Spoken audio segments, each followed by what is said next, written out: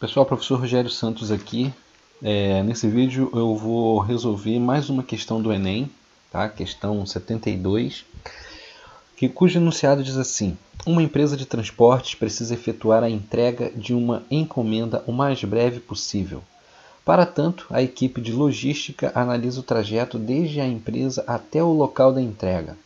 Ela verifica que o trajeto apresenta dois trechos de distâncias diferentes e velocidades máximas permitidas. No primeiro trecho, a velocidade máxima permitida é de 80 km por hora e a distância a ser percorrida é de 80 km.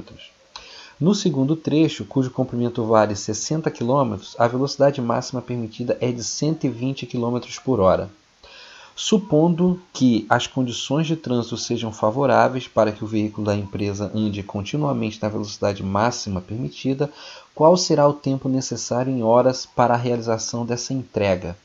Então, pessoal, está em uma questão de cinemática, né? Uma questão que trata de movimento, trata de velocidades médias, distâncias percorridas, intervalos de tempo, que a gente precisa resolver no sentido de encontrar tempo, né? Aqui a pergunta, ó, qual será o tempo necessário em horas para a realização da entrega?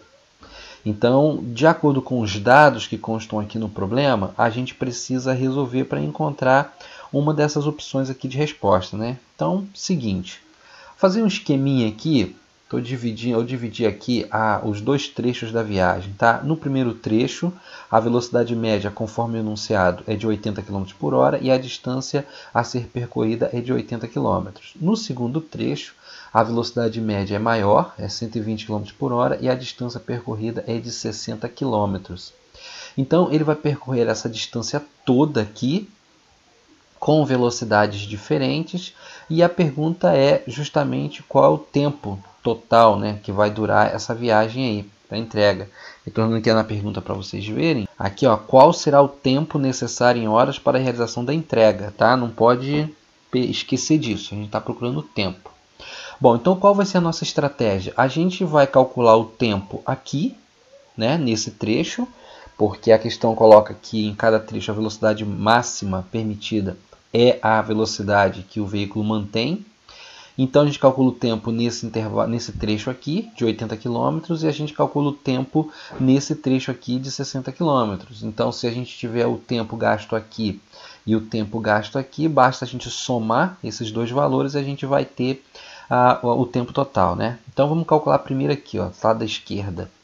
Então o ΔT vai ser calculado utilizando essa expressão, que é a divisão entre a distância percorrida e a velocidade média, tá? Essa aqui é a expressão da velocidade média que ela está escrita para calcular o tempo, né?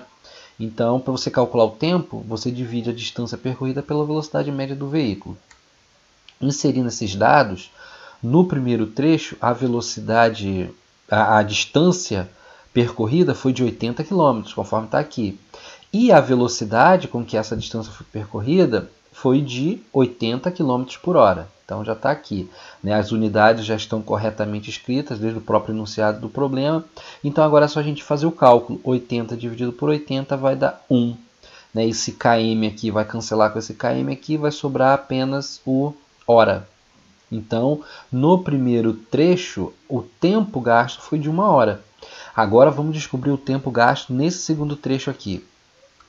Da mesma forma, aqui a expressão é a mesma, só que agora a gente vai calcular um ΔT2, um outro intervalo de tempo.